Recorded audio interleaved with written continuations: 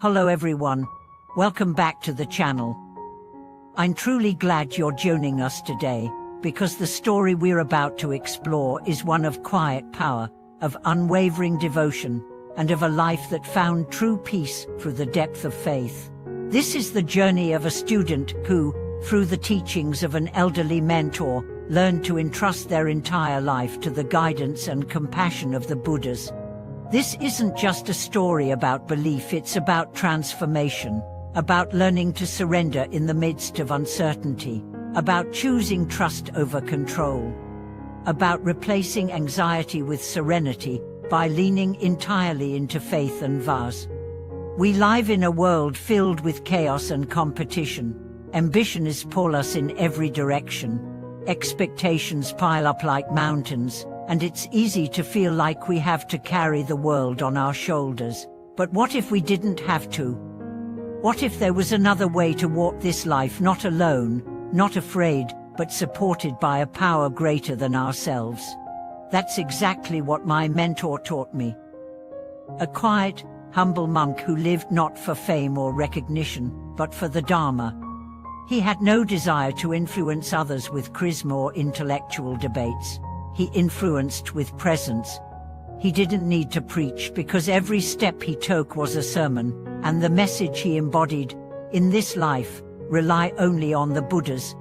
This man taught that true safety, true peace, comes not from wealth, status, or even human connections, but from deep reliance on the Buddhas. He would often say, people are limited. Even the kindest ones can't always help. But the Buddhas, their compassion is endless, their vows unshakable. They will never turn you away if you approach them with sincerity. He lived his life by this truth. When people came to him with problems, he didn't rush to offer practical solutions. He listened, he prayed. He guided them to chant, to bow, to trust.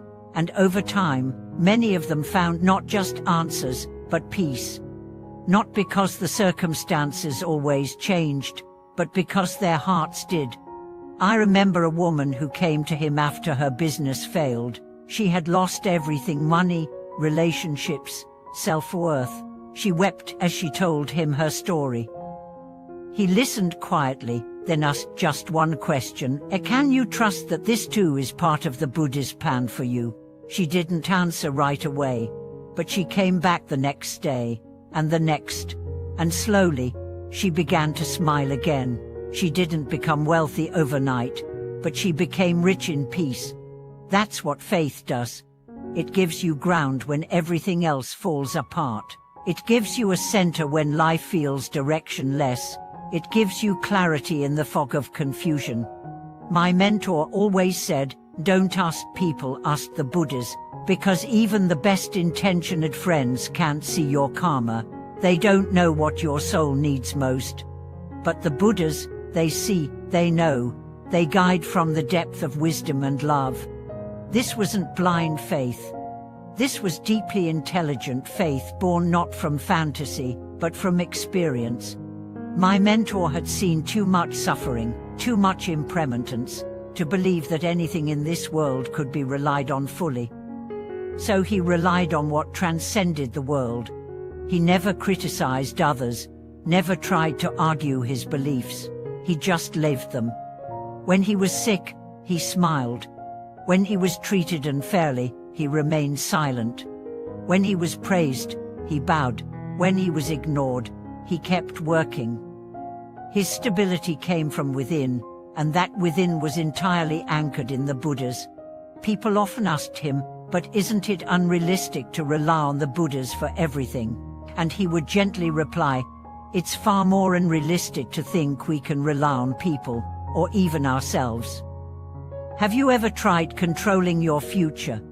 Did it work? He believed that life wasn't about avoiding challenges, but about learning to surrender to something greater in the middle of them. And the key to that surrender? Faith and vows. Faith that the Buddhas know the path better than we do. Vows that we will walk that path with trust and devotion. He taught that when things fall apart, it's not because you failed, it's because a deeper part of you is being invited to emerge. and to let it emerge, you have to let go of your grip on control. You have to lean into the unknown with your heart open, chanting the name of the Buddha like a child reaching for a parent's hand in the dark. This surrender isn't weakness.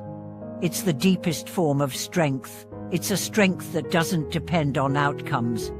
It's a strength that smiles even when the road is hard, because it knows the destination is already held by divine hands. One of the most beautiful things he taught was everything is a teaching. When you meet someone kind, learn gratitude. When you meet someone harsh, learn patience. When things go well, learn humility. When things go wrong, learn surrender. Every situation is a classroom. Every person is a teacher. Every moment is an opportunity to deepen your vow. He saw every part of life as sacred. Even mistakes, even delays, even the heartbreakers, they were all parts of the path, all included in the plan.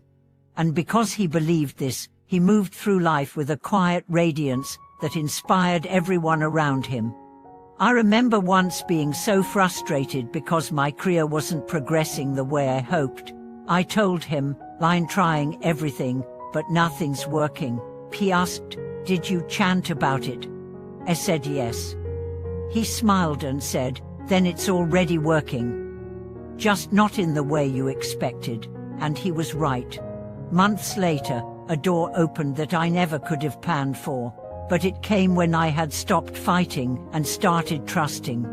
That's what he taught best, not to fight life, but to flow with it, to meet it with palms together and a heart full of faith.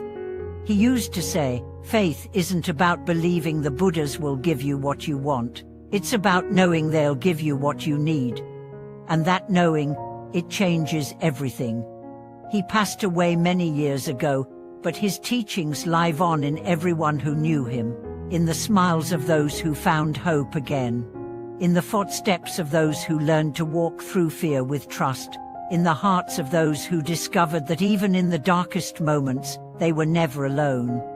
Because the Buddhas were always there, waiting, watching, whispering gently, "Just rely on us."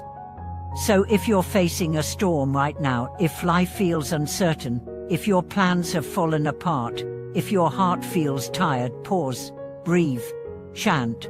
Remember that you don't have to figure it all out. You don't have to fix it all. You just have to trust. The Buddhas know your path. They will lead you. You just have to follow. Thank you for watching this video. If it brought you comfort or insight, let us know in the comments. Share your story of faith, your experience of trust, your journey with the Buddhas, and of course, don't forget to like, subscribe, and hit the bell icon to stay connected with our channel. Until next time, keep walking with faith, keep chanting with heart, keep trusting the path.